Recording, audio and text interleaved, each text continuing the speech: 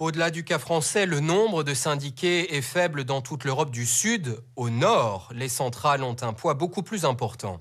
Une solidarité européenne est-elle possible? Les entreprises sont de plus en plus mondialisées. La défense des salariés, elle aussi, peut-elle dépasser les frontières? C'est le rôle de la Confédération européenne des syndicats.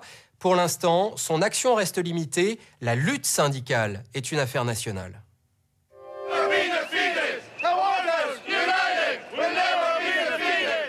Dans les rues de Dublin, de Berlin ou de Marseille, depuis un an, la crise met à l'épreuve le syndicalisme européen. Une mobilisation des salariés bien souvent nationale, et dans chaque pays, le poids des syndicats varie sensiblement. Si en Scandinavie, 80% des salariés sont syndiqués, en France, ils sont moins de 10%.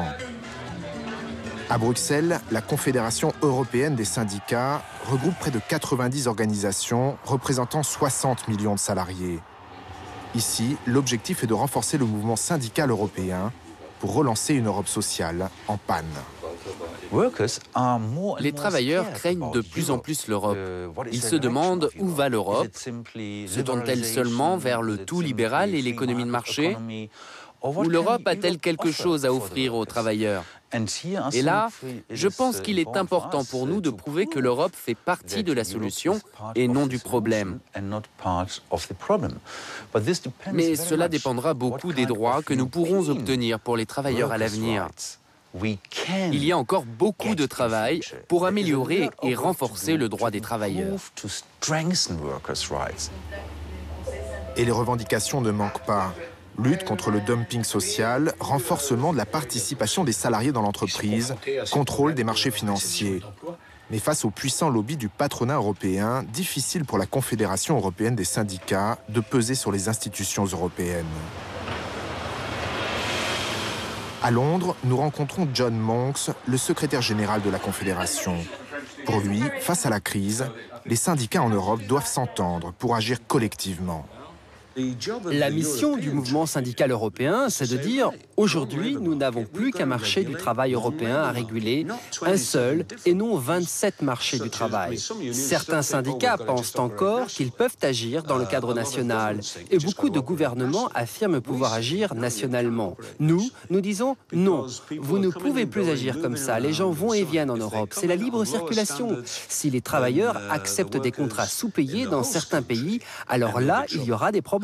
Des pressions pour un retour au protectionnisme, des mouvements anti-immigrés, etc., etc. Le 15 mai dernier, la Confédération européenne des syndicats organise une manifestation européenne pour la défense de l'emploi. Madrid, Bruxelles, Berlin, des centaines de milliers de salariés répondent à l'appel. Nous voulons une Europe qui nous protège. Mais les obstacles à la construction d'un mouvement syndical européen ne manquent pas. La communication entre syndicalistes pose souvent problème. Dans une entreprise, les dirigeants, les managers, ils parlent la même langue, ils travaillent de la même façon. Enfin, souvent, ils ont été dans les mêmes écoles, etc. Pour les syndicalistes, c'est beaucoup plus compliqué d'apprendre à travailler ensemble. Déjà de parler ensemble, parce qu'il y a la question des langues qui est compliquée. Les syndicalistes n'ont pas toujours fait des études supérieures, ne parlent pas toujours les langues étrangères. Et donc, il y a énormément d'obstacles, effectivement, à la communication syndicale et au travail en commun. Le siège du groupe Carrefour, un des leaders de la grande distribution en Europe. Aujourd'hui, les multinationales sont obligées de convoquer chaque année des comités d'entreprise européens.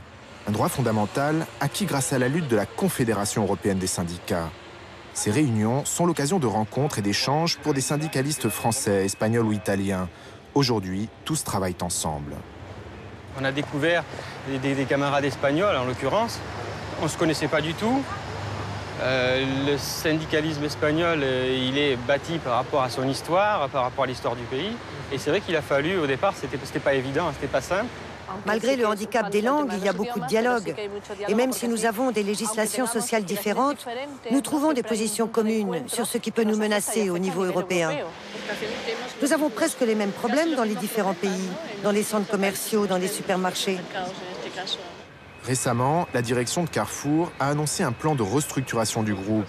La menace de licenciement plane sur les salariés et dans certains pays, les conventions collectives sont déjà revues à la baisse. Mais la vigilance syndicale est désormais européenne. Il y a une grève en Italie. J'envoie ça à 35 syndicats dans 20 pays. Forcément, on sait qu'il y a quelque chose qui est en train de se passer, ça va mal en Italie. Et immédiatement, j'ai des lettres des Roumains, j'ai des lettres des Polonais, j'ai des lettres des Belges qui me disent « ça va mal chez nous, il faut faire quelque chose, aidez-nous ». Et il y a vraiment eu cette attente d'insuffler ce qu'on appelle une alliance internationale pour faire face à des décisions qui sont unilatérales trop souvent. Mais la crise économique menace-t-elle ce syndicalisme européen en construction? À la Confédération européenne des syndicats, on se veut résolument optimiste. J'espère que les gens reviendront vers les syndicats. Ils ont été trahis par les représentants du capitalisme financier en qui beaucoup de jeunes avaient confiance. Toujours plus de richesses, d'opportunités, de consumérisme. Et tout ça a explosé. Maintenant, la situation devient beaucoup plus dure. Et c'est l'occasion pour le syndicalisme de faire entendre sa voix. Les syndicats ne sont pas nés dans des périodes d'opulence, nous sommes nés dans des périodes de crise et de conflit. Et c'est ce que nous vivons aujourd'hui. En avril dernier, des ouvriers français du groupe Continental rejoignaient leurs collègues allemands à Hanovre. Ils protestaient contre les centaines de licenciements annoncés par la direction. Une manifestation franco-allemande, preuve qu'une solidarité syndicale européenne est possible.